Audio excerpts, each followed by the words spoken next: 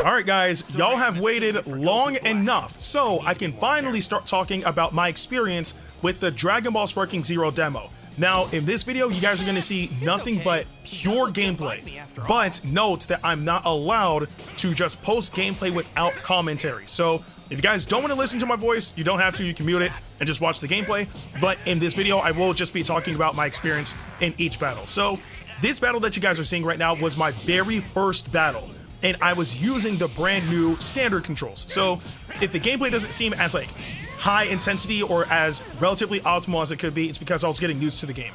But yeah, I opted to throw in Trunks first because that was a character that we haven't actually seen get confirmed for the game yet.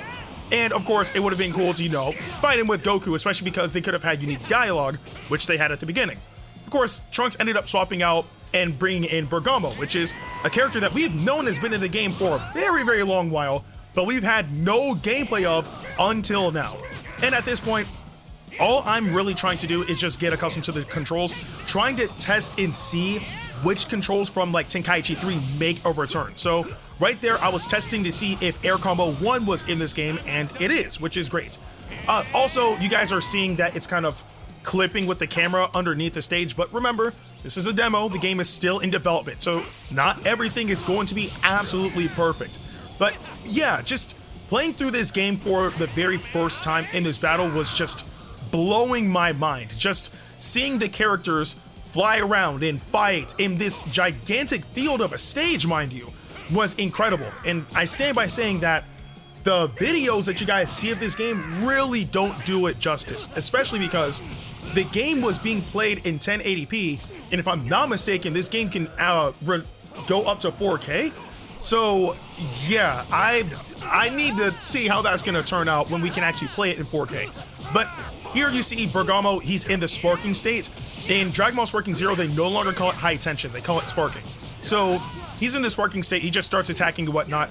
But once I see him do that, the main thing I'm like thinking about is, does Violent Rush still function properly in this game? Which, you know, just so you guys know, it does, so that's good.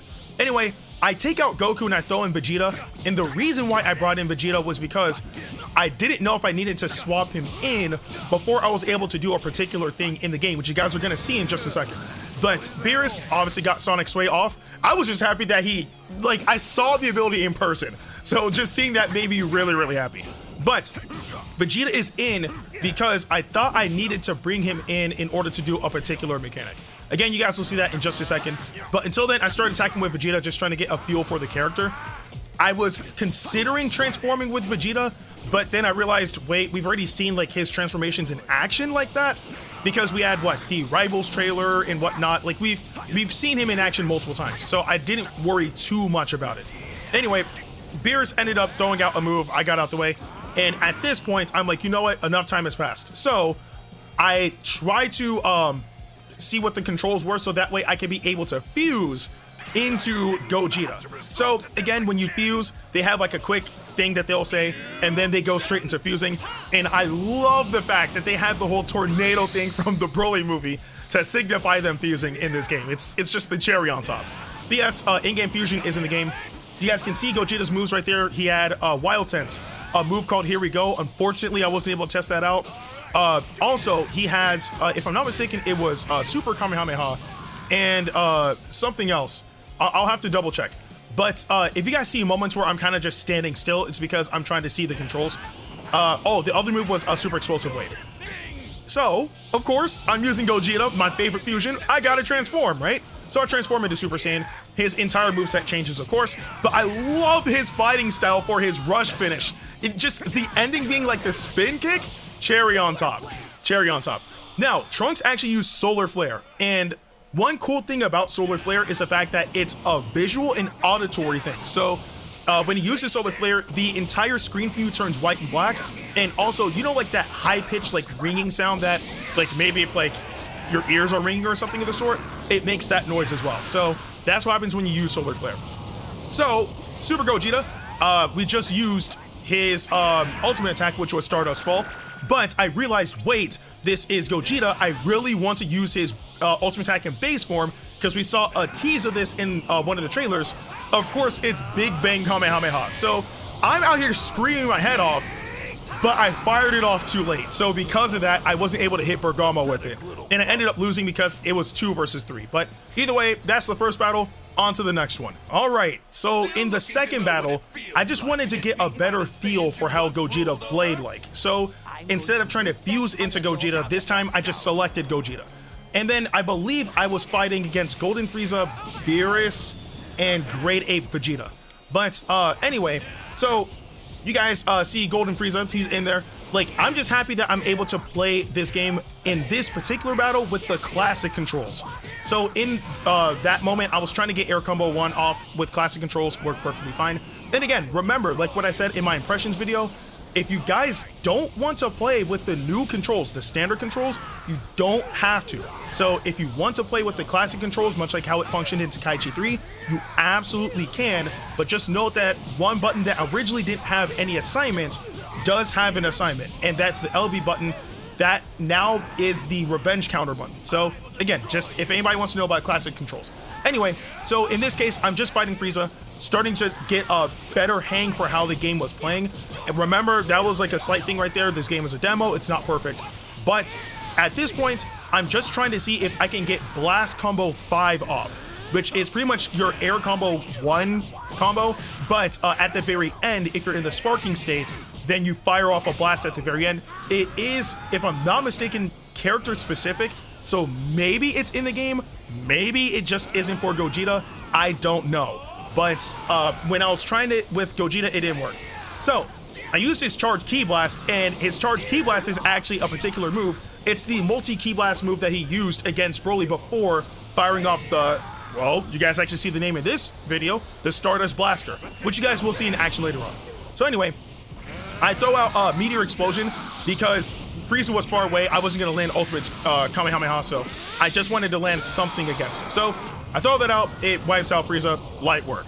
And then afterwards, oh, the other character was Majin Buu, not Beerus.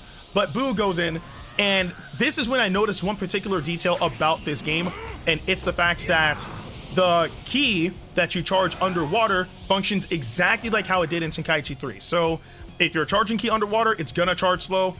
If you want to charge your ki, just be on land or in the air. So I'm transformed with characters, but I actually hadn't tried reverting yet. So from Super Saiyan Blue, I reverted back to base form.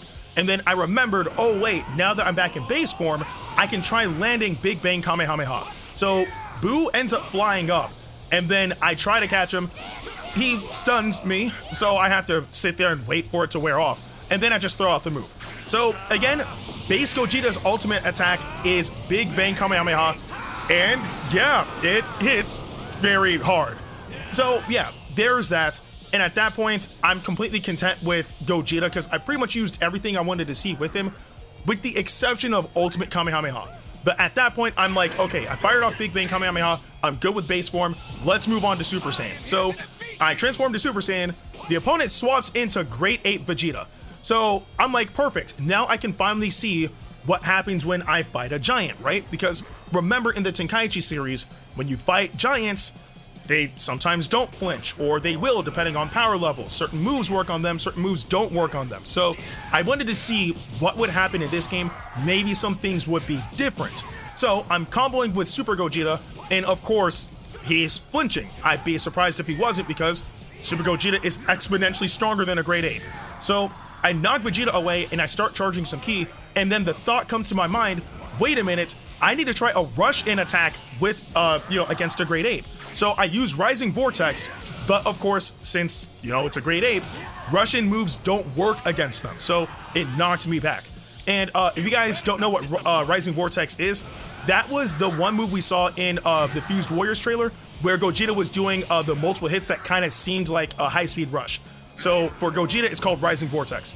But anyway, I start fighting Great Ape Vegeta, and at this point, I'm like, you know what? I think I got a good feel for how characters work against Great Apes. And also just seeing a Great Ape in general in this game is great. Like, even him just flying through the stage and causing nothing but destruction I was smiling, bro. Like, it was so cool to see that in this game. So there's like 15 seconds left.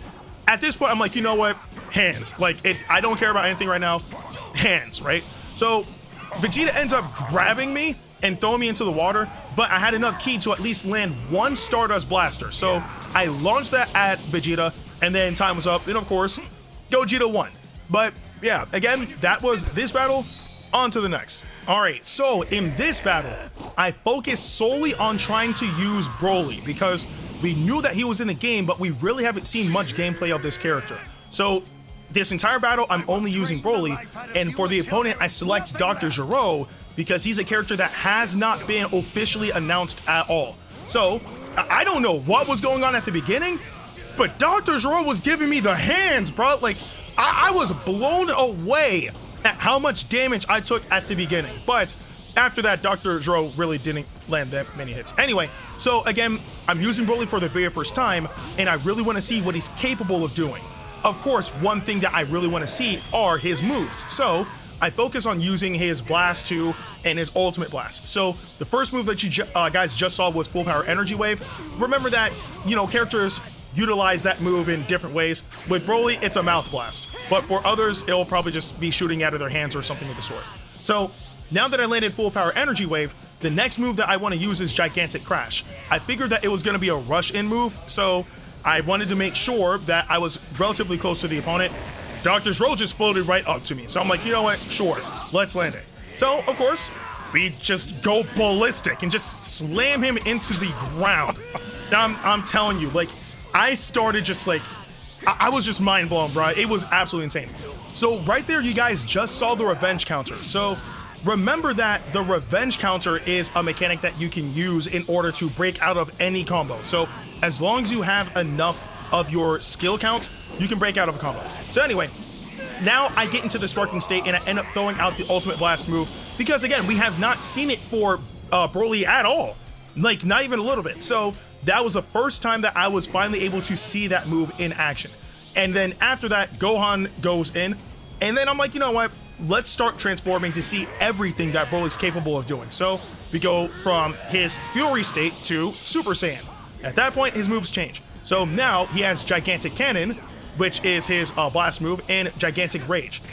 And then we finally get to see the Strike Clash. Now, again, it functions differently from how it does in Tenkaichi 3 because you have the option to boost it, but you need to make sure that the circle that starts closing in gets into like the gauge, and then you press at the right time to really boost it.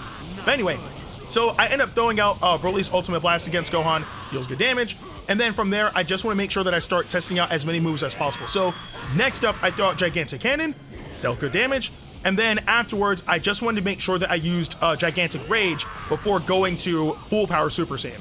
Now, with Gigantic Rage, it's one of those rush-in moves that just go straight forward and you have no control over it. So you're gonna see me try to land that move multiple times, but again, it has one trajectory, so as long as Gohan like sidesteps out of the way, the move is going to miss. So luckily this time, since he's next to the wall, I was able to connect the move. And Broly is just dealing damage, bro. That's all he do. That's all he do. So that wipes out Gohan. And then from there, 17 Super comes in. So since I finally used all the moves, I transform into Full Power Super Saiyan. Now, he does still have Gigantic Cannon. We already saw that move in action, so I wasn't really too worried about landing that. But instead, I wanted to make sure that I used the other moves that we haven't seen yet, one of which is Blaster Meteor. And it dealt really good damage against 17 Super. So yeah, there's that. Now, since I used that move, the last move I wanted to make sure I used was Gigantic Catastrophe. And sure enough, 17 was just throwing out hits. I just threw out Gigantic Catastrophe. And yeah, it literally dealt a ton of damage against 17. And again, it's just cool seeing this version of Broly in a Tenkaichi game. Again, he's never been in a Tenkaichi game. So now that I've seen what he's capable of doing, I'm excited. I'm just excited. So now at this point, it's just about finishing the battle. So I start flying in towards 17.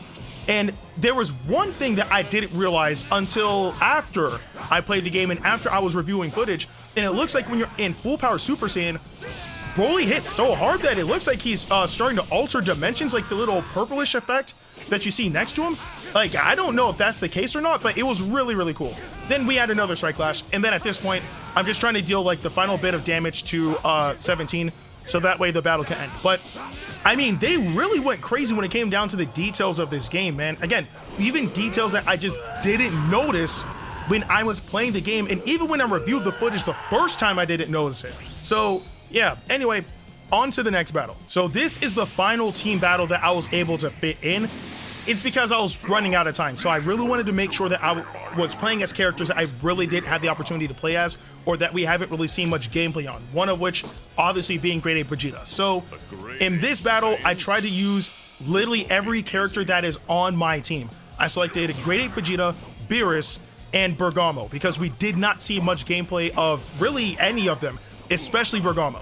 So Great Ape Vegeta, again, the character plays well, but remember, giant characters are actually gigantic this time around. So I hope that they do something with the camera, or maybe like a cursor or something of the sort that makes characters a bit more visible while you're playing as Great Ape Vegeta, because they appear pretty small, and in the midst of battle, it's actually kind of easy to lose track of the character.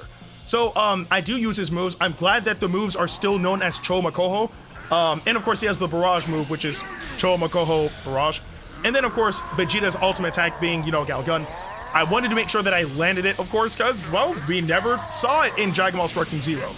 In the added detail of showing like Great Ape Vegeta's face, you know, implying that he's dealing like as much damage as he can with that blast is really cool. But of course, after I used him, I swapped him out and threw in Beerus. So now, Beerus, first time being in the Tenkaichi series, really wanted to make sure that I could use him, get some combos off as well. And it's kind of crazy that, you know, Gogeta Blue is fighting Beerus. It would have been cool to actually see the dialogue between the two, but I wasn't really focused on that. So I try to land his moves. I throw out Sphere of Destruction, dealt good damage. And also the Hakai effect was, you know, kind of sprouting from like the ground. I'm assuming maybe it just like destroyed the rubble from like the stage, which is actually pretty cool. Now, there's one thing about this move that's kind of interesting.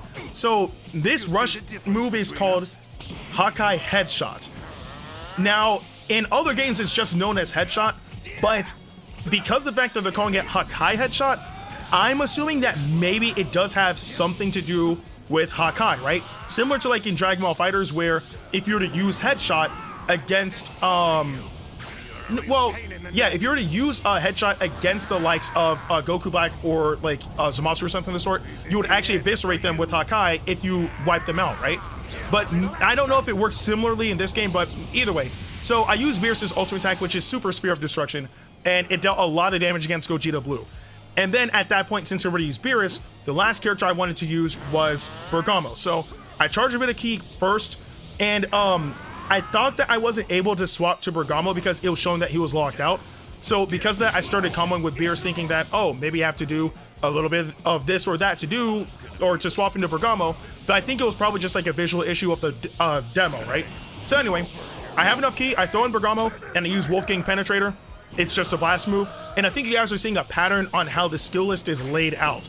You pretty much have one blast move and one Russian move. So afterwards, I use the other move that Bergamo had, which was Danger Knuckle. And at that point, I just want to make sure that I charge enough ki in order to try to use his ultimate blast.